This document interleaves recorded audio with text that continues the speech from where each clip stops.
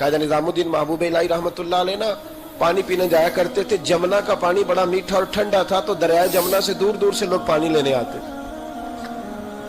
थोड़ी सी आबादी होती है ना जब किसी शहर में, तो अपने मोहल्ले के शहर के लोगों को इंसान पहचानता है। बड़ी आबादियां हो जाएं तो फिर चलो मुश्किलात होती हैं, थोड़ी थोड़ी उस वक्त आबादी रहती थी। फरमाते कि मैं जमुना के किनारे जब पानी लेने गया तो मेरे मोहल्ले की एक औरत, वो जमुना क्रॉस करके ना पुल के ऊपर से तो दूसरी जानब एक कुआं था, तो वहां से पानी भर के ला रही थी। तो रास्ते में उसने सलाम की, तो मैंने कहा बेटे कहां से आ रही हो? कहने लगी वो कुएं से पानी ला रही हो। तो मैंने कहा बेटे जमाना जमुना का पानी पीता है और तुम कुएं का। तो बड़ी वफादार थी अपने खामन की, कहने लगी हुजूर छोटा सा राज है, किसी को आज तक बताया तो नहीं, पर आप तो हमारे मुर्शिद है ना, आप तो शेख हैं, आपसे तो दुआ लेनी है, आपको बता देती हूँ हुजूर ये जमुना का पानी ना खाना ज्यादा हजम करता है, ज्यादा हजम करता है। तो कुएं का पानी ना थोड़ा सा खारा है, रोटी कम हजम करता है। मेरे खामद की ना आमदन जरा थोड़ी है, तो मैं बजाय शिकवा करने के बच्चों को कुएं का पानी पिलाती हूँ ताकि रोटी थोड़ी खाएं और हमारा गुजारा होता रहे। हजरत निजामुद्दीन महबूब इलाही रहमतुल्लाह अलैह फरमाने लगे पुत्र मैं कोई मालदार सूफी नहीं, गरीब ऊपर वादा है, जब तक जिंदा रहूंगा ना तेरे घर में महाना खर्चा मैं भेजा करूंगा। अर्ज की हुजूर क्यों? फरमाने लगे तू घर की चार दीवारी पर बैठकर, घर की चार दीवारी के अंदर बैठकर दुकान पर और काम पर मजदूरी करने वाले अपने शौहर के बारे में इतनी अच्छी सोच रखती है। यानी वो मजदूरी करने गया तो तेरा ख्याल है मैं बोझ ना डालूं, जो देता है उसमें गुजारा करूं। फरमाया अगर तू अपनी जात से उठ के सोच सकती है तो फिर तेरा सलूट बनता है, और तुझे सलूट ये मिलेगा कि निजामुद्दीन हर महीने तेरी रोटी का बंदोबस्त किया करे। ये सलूट है मेरी तरफ से, निहार बनाए। थोड़ा उठ के ना खामद सोचता है बीवी के लिए, वो कहता है आप तो सारा दिन घर में फारग बैठी हैं जी।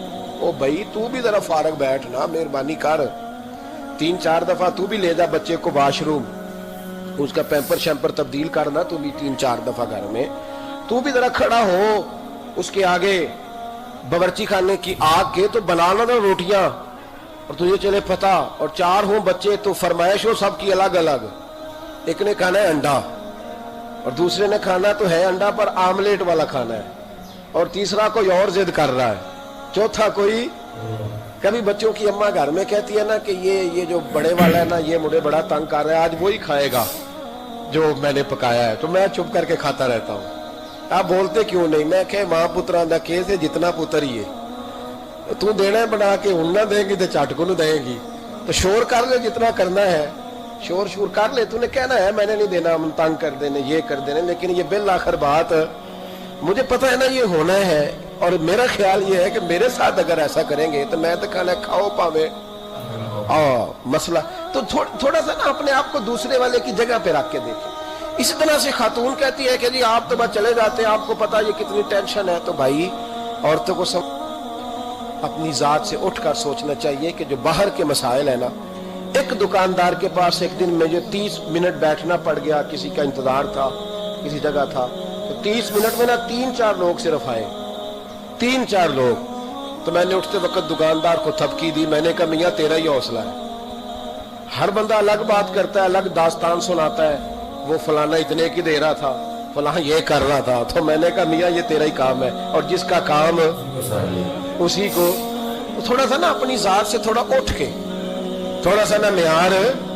एक संगी मुझे एक दिन कहने लगा माशाल्लाह बड़े सफर करते हैं, बड़ी बात है, कभी कभी हमें भी साथ ले जाएं। तो पूरे 2 दिन नहीं 1.5 दिन रहा हमारे साथ, पूरे 2 दिन नहीं, 1.5 दिन के बाद मैंने कहा जाना नहीं, कहते तो अड्डा ही काम में, तो आप जाए आपका काम जाने। तो भाई ये कोई आसान काम है? ये मतलब हमारी महफिलों में ना लोगों को शौक होता है स्टेज पे बैठने का। मेरा जाती तजर्बा है कि सबसे मुश्किल काम स्टेज पे बैठना है, सबसे मुश्किल। आप खांस भी नहीं सकते तरीके से, नहीं खांस सकते आप, लोग आपको नोट करते हैं कि साहब खांसे।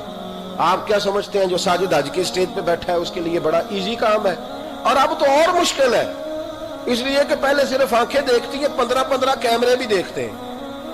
तो इतना आसान ना समझे, सामने वाले की जगह पे मैसेज ये दे रहा हूं, पैगाम ये दे रहा हूं, थोड़ा इसार करें, कुर्बानी दे, मतलब अपने आप को थोड़ा उठकर सोचे, अपनी जात से थोड़ा ऊपर देखें। सामने वाला एक काम कर रहा है, वो एक ड्यूटी कर रहा है, वो एक बात कर रहा है, میں کئی دفعہ نرم گوشہ دیتا ہوں، آپ کو پتا سخت تقریر کرتا ہوں سیاستدانوں کے بارے میں، لیکن نپے تلے جملوں میں میں کہا کرتا ہوں کہ یار آسان کام تھوڑی ہے، 15 بندے اگر مجھ سے سوال جواب کرنے والے ہوں تو میں دیوانہ ہو جاؤں، اور ایک ایم پی اور ایک ایم این اے سے 15 ہزار بندے دوپہر میں بات کرنے والے ہوں، تو آپ اس کو آسان کام سمجھتے ہیں؟ تھوڑا سا سامنے والے کی جگہ اپنے آپ کو رکھے، پھر تھوڑا معیار بنائے زندگی کا۔ میرے رسول کریم علیہ السلام کے غلاموں کا مزاج یہ تھا کہ وہ دوسروں کے بارے میں سوچتے تھے، ان کے نظریات یہ تھے کہ وہ دوسروں کو آسانی دینا چاہتے تھے۔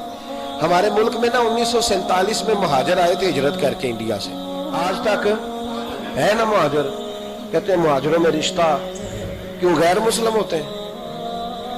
کیا مسئلہ ہے، کیوں نہیں کرنا؟ ابھی تک مہاجر ہے۔ اور کئی دفعہ کچھ سیانے لوگ ہوتے ہیں، بزرگ ہوتے ہیں، تو بات کرتے ہیں تو جملہ بولنے کو دل نہیں کرتا، تو کبھی طبیعت زیادہ اکتا آ جاتی ہے۔ تو ایک دن ایک صاحب کہنے لگے جی وہ فلاں آدمی جو آپ کے پاس آتے جاتے ہیں تو وہ مہاجر ہے؟ میں نے کہا جی پاکستان تو 47 میں بن گیا تھا، اب آپ بتا دیں انہوں نے کتنا عرصہ اور مہاجر رہنا ہے؟ مطلب مہاجر تو اس کو کہتے ہیں جو آیا ہے تھوڑی دیر کے بعد چلا جائے گا، تو ان کا پروگرام کوئی نہیں، اب انہوں نے ادھر ہی رہنا ہے۔ مہربانی کریں کوئی تھوڑا سا نام، اور پھر چونکہ ہم نے یہ تھوڑی سی زیادتی کی تو لوگوں نے اس پہ سیاست کی، کو پتہ ہے کتنی خوفناک سیاست ہوئی اس لفظ پر۔ تو اگر ہم تھوڑا سا رویہ بدلتے، اپنے آپ سے تھوڑا اٹھ کے سوچتے، تو پھر ایک معیار بنتا تھا۔ میرے رسول کائنات علیہ السلام کے غلام جب مکے سے ہجرت کر کے مدینے آئے تو انصار مدینہ نے رسیاں رکھ کے جائیدادیں بانٹی، یعنی رسیاں رکھ کے جائیدادیں بانٹ دیں، پھیتے لگا کے بانٹی کہ آدھی تیری ہے اور آدھی میری ہے، رشتہ داریاں کی، گھروں سے رشتے دیے، تعلقات بنائے۔ اور کبھی کبھی کچھ چیزیں پڑھتے ہیں تو وہ نا کمال ہو جاتی ہے، روح پرواز کرتی۔ جب بنو قریظہ اور بنو نذیر کے علاقے فتح ہوئے تو بہت سارا مال آیا، میرے نبی کریم صلی اللہ تعالی علیہ وسلم کا ارادہ بنا کہ یہ جو مال آیا ہے نا، یہ مال اب دے دیتے ہیں آنے والے مہاجرین کو، اور مہاجرین سے یہ کہتے ہیں کہ وہ جو مال انہیں انصار نے دیا واپس کر دیں۔ تو حضور علیہ السلام نے نا صرف مہاجرین کو بلایا، انصار کو نہیں۔ پہلے جب میٹنگ ہوتی تھی سب آتے تھے، فقط مہاجرین کو بلایا، اور بلا کر کے فرمایا میاں جو تمہیں مال دیے تھے نا وہ تم واپس کر دو، اب مال غنیمت میں سے بہت سارا مال آیا تمہیں وہ دے دیتے ہیں۔ تو مہاجروں نے کہا حضور پہلے بھی آپ کے کرم سے ملا تھا تو اب بھی آپ کے کرم سے مل رہا ہے، جیسے دل کرتا ہے کر دے، ہمیں کیا اعتراض ہے؟ یہ بات جب ان کے ساتھ طے کر لی تو آہستہ آہستہ نا بات مدینے میں پھیلی، انصار کو پتا چلا، انصار مدینہ جمع ہو کے دروازہ رسول پہ آئے۔ حضرت سعد فرمانے لگے یا رسول اللہ، پڑھیے درود شریف، پھر پڑھیے، تیسری دفعہ بھی کہیے گا صلی اللہ علیہ وسلم۔ حضرت سعد حاضر ہوئے تو عرض کرنے لگے یا رسول اللہ آج کچھ الگ معاملہ ہو گیا ہے۔ ساتھ آئے مہاجرین انصار سارے، تو حضرت سعد ان میں سے بولے یا رسول اللہ آج عجیب معاملہ ہوا ہے۔ حضور نے فرمایا کیا ہوا؟ کہا حضور پہلے جو بھی میٹنگ ہوتی تھی انصار اور مہاجر کٹھے ہوتے تھے، آج آپ نے میٹنگ کی ہے، مشاورت کی اور صرف انصار کو بلایا ہے۔ تو حضور نے فرمایا بات تم تک پہنچ گئی ہے تو اب بات کرو نا۔ تو حضرت سعد رو پڑے، عرض کرنے لگے محبوب ہم نے ان کے چہرے دیکھ کے ان کی خدمت نہیں کی تھی، ہم نے تو یہ دیکھا تھا کہ آگے مصطفیٰ کھڑے ہیں اور پیچھے مہاجرین مکہ کھڑے ہیں، تو حضور ہم نے تو آپ کا جلوہ دیکھ کر ان کے ساتھ محبت کی ہے۔ یا رسول اللہ صلی اللہ علیہ وسلم آپ نے جو فیصلہ کیا سارا آنکھوں پر چھوٹی سی خواہش ہے، اگر قبول ہو فرمایا کہو۔ عرض کرنے لگے یا رسول اللہ صلی اللہ علیہ وسلم جو مال بنو نذیر اور بنو قریظہ سے آیا ہے نا وہ بھی سارا آپ مہاجروں کو دے دیں، لیکن جو مال ہم نے دیا نا ہمیں واپس نہ دیں، وہ بھی بھائیوں کے پاس رہنے دیں۔ حضور ہمیں ضرورت نہیں، ہم دے چکے ہیں، ہمارے دوست ہیں، ہمارے بھائی ہیں، ہمارے پڑوسی ہیں۔ یا رسول اللہ علیہ السلام اب ہمیں اس کی ضرورت ہے، اور ہمارے تو بھائی تقسیم ہو جاتی ہے، معاملات طے ہو جاتے، 50 سالوں کے بعد پھر جناب ہوش آ جاتی ہے کہ وہ جی تقسیم ٹھیک نہیں ہوئی تھی۔ خدا کا خوف کرو، تقسیم تو ہو چکی ہے کہ چھوٹی سی قبر میں جانا ہے، معاملہ تو طے ہو چکا ہے، یعنی 50 سالوں کے بعد پھر سے کیس لوگ کر دیتے، پھر سے تکلیف دیتے ہیں، تکلیف میں رہتے ہیں، اذیت دیتے ہیں، کہانیاں بنتی ہیں، غیبتیں ہوتی ہیں۔ چھوٹے سے مال کے لیے تھوڑا سا نکلے اپنے آپ سے، تھوڑا اپنے قد سے اونچا ہو کر سوچنے کا معیار بنائیں बड़ी सोच पैदा करें, बड़ी सोच। इकबाल से किसी ने कहा कि हम, पहले तो उनका भी नजरिया कुछ और था, बाद में जब वो बड़ी सोच के मालिक हुए तो किसी ने उनसे कहा कि ये हिंदुस्तान हमारा वतन है, तो हमें क्या लगे फलस्तीन के मुसलमानों के बारे में। तो इकबाल कहने लगे चुप कर, ये तूने क्या कहा। कहने लगे बाजू तेरा तौहीद की कुव्वत से कवी है, इस्लाम तेरा देश है। इंडिया पाकिस्तान बांग्लादेश नहीं, इस्लाम, बोलिए इस्लाम तेरा। क्यों कि तू मुस्तफवी है, इसलिए कि तू नबी पाक वाला है। बाजू तेरा तौहीद की कुव्वत से कवी है, इस्लाम तेरा देश है। तू मुस्तफवी है, तू हुजूर वाला है, लिहाजा तू छोटी बात करता है। अपने कद से ऊंचा उठ के फिर बड़ा मजा आता है, फिर जिंदगी जीने का जायका